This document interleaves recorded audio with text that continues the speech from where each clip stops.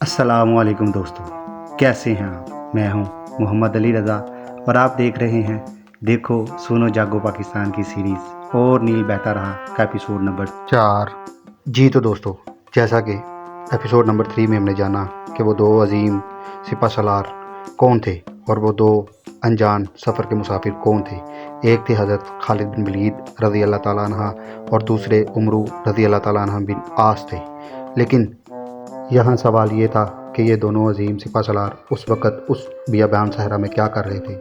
تو دوستو جانتے ہیں غزوہ احزاب میں حضرت عمرو بن عاص اور حضرت خالد بن ولید مسلمانوں کے خلاف شانہ بشانہ لڑے، لیکن اس مارکے کا انجام بھی وہی ہوا جو وہ پہلے دیکھتے آ رہے تھے۔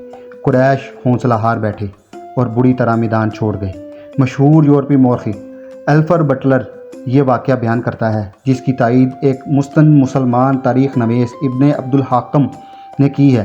یہ واقعہ سنانے سے پہلے یہ بتانا ضروری ہے کہ تمام مسلم اور غیر مسلم مورخوں نے عمرو رضی اللہ تعالیٰ عنہ بن عاص کے متعلق لکھا ہے کہ وہ جس قدر بہادر تھے اور شاہ سوار اور شمشیر زنی میں جتنی شہرت رکھتے تھے، اس سے زیادہ ذہانت و فطانت، وقار و تمانت، دانائی و زبان آوری اور سخن فہمی میں خاص مقام رکھتے تھے۔ ایک دن انہوں نے اپنے قبیلے کے سرکردہ افراد کو بلایا اور ایک وسیع مشاورت کی، جس میں انہوں نے یہ معاملہ سامنے رکھا کہ ہم لوگ یعنی اہل قریش جتنی بھی بہادری اور دلیری سے کوئی بھی جنگ لڑیں، ہم کسی بھی میدان میں مسلمانوں سے نہیں جیت سکتے۔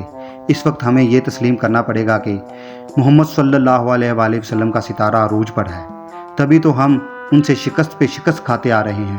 تو میرا مشورہ تم لوگوں سے اس بارے میں یہ ہے کہ ہمیں مکہ چھوڑ دینا چاہیے۔ محفل کے تمام احباب نے ان کی طرف دیکھا اور ایک بزرگ فرد نے کہا، اے ابن عاص، ہم تجھے اپنے سے زیادہ عقلمند سمجھتے ہیں، تو جو بھی فیصلہ کرے گا ہم تیرا ساتھ دیں گے، لیکن اے عمرو بن عاص، ہمیں باتوں میں نہ الجھا، ہمیں بتا کہ تیرا کیا فیصلہ ہے، تو نے کیا سوچ رکھا ہے۔ حضرت عمرو بن عاص رضی اللہ تعالیٰ نے کہا، میں نے سوچا ہے کہ ہم کسی کو بغیر بتائے حبشہ نجاشی کے پاس چلے جائیں، اور اگر کسی نے پوچھا کہ کہاں جا رہے ہو تو ہم یہ کہہ سکتے ہیں کہ تجارت کے سلسلے میں حبشہ جا رہے ہیں، اور ہم حبشہ پہنچ کر نجاشی کے دربار میں جائیں گے اور اسے کہیں گے کہ ہمیں اپنے پاس پناہ دے دے۔ ہمارا سلسلہ روزگار تجارت ہے اور ہم اس پر بوجھ نہیں بنیں گے۔ ہم تجارت کرنے آئے ہیں۔ اور حاضرین محفل میں سے کسی نے پوچھا کہ ہم وہاں کب تک رہیں گے؟ عمرو رضی اللہ تعالیٰ عنہ بن عاص نے جواب دیا، اگر مسلمان اہل قریش پر غالب آ گئے تو میں مسلمانوں کی غلامی سے نجاشی کی زیر سایہ رہنا بہتر سمجھتا ہوں۔ اگر قریش مسلمانوں پر غالب آ گئے تو محمد صلی اللہ علیہ وسلم کا یہ نیا مذہب ختم ہو جائے گا اور ہم لوگ واپس آ جائیں گے۔ ابن ولید عمرو رضی اللہ تعالیٰ عنہ بن عاص نے خالد بن ولید رضی اللہ تعالیٰ عنہ کو یہ ساری بات سنا کر کہا، تو چپ چاپ میری بات سن رہا ہے، تیری اس خاموشی سے اس کے سوا اور کیا سمجھ سکتا ہوں کہ تجھے میری یہ بات اچھی نہیں لگی۔ میری خاموشی پر مت جا میرے عزیز دوست۔ خالد رضی اللہ تعالیٰ عنہ بن ولید نے کہا، مجھے بھی کچھ کہنا ہے جو میں کسی اور سے نہیں کہہ سکتا، پہلے تیری بات سن لوں تو اپنی سناؤں گا۔ میں نے بتایا نا، چند آدمی میرے ساتھ تیار ہو گئے۔ عمرو رضی اللہ تعالیٰ عنہ کہا، ہم نے تجارت کو بہانہ بنایا اور چل پڑے۔ تجھے حبشہ کا راستہ معلوم ہی ہوگا۔ ہم یہاں سے چلے اور سمندر بحر قلزم کے ساتھ ساتھ چلتے یمن میں داخل ہو گئے، پھر عدن جا پہنچے۔ عدن کے قریب اس جگہ گئے جہاں سمندر بہت ہی کم چوڑا ہے، اور بادبانی کشتی پر ہم نے سمندر پار کیا، اور پھر خشکی کا سفر شروع ہو گیا، اور پھر 3-4 پڑاؤ کر کے حبشہ کے دارالحکومت ادیس ابابا پہنچ گئے۔ تجھے یہ اندازہ ہوگا کہ یہ سفر کتنا طویل ہے اور کٹھن بھی، لیکن ہم خیریت سے اپنی منزل پر پہنچ گئے۔ حبشہ کے بادشاہ نجاشی کے دربار میں گئے اور اسے پناہ مانگی، اور یہ بھی کہا کہ ہم تجارت پیشہ لوگ ہیں، اس لیے اس پر کسی قسم کا بوجھ نہیں ڈالیں گے اور پناہ کے سوا کوئی اور مدد نہیں مانگیں گے۔ نجاشی نے ہمیں شاہی مہمانوں کی طرح رکھا اور ہمیں ایسی رہائش مہیا کر دی جو شاہی خاندان جیسی رہائش تھی۔ مجھے ان باتوں کے ساتھ کوئی دلچسپی نہیں۔ خالد رضی اللہ تعالیٰ عنہ نے کہا، میں یہ سننا چاہتا ہوں کہ تم کیوں واپس چلے آئے ہو اور اب کہاں کا ارادہ ہے؟ میں دیکھ رہا ہوں تو اگر حبشہ سے ہی آیا ہے تو مکہ کیوں نہیں رک گیا؟ مکہ پیچھے بہت دور رہ گیا ہے، کیا تو کوئی خاص بات مجھ سے چھپا رہا ہے؟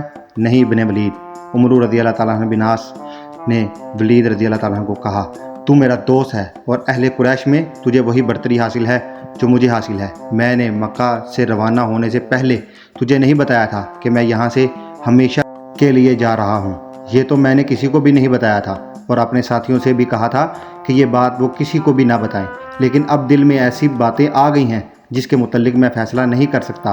اچھا ہوا تو مل گیا ہے، تیرے ساتھی کہاں ہیں؟ خالد رضی اللہ تعالیٰ عنہ نے پوچھا۔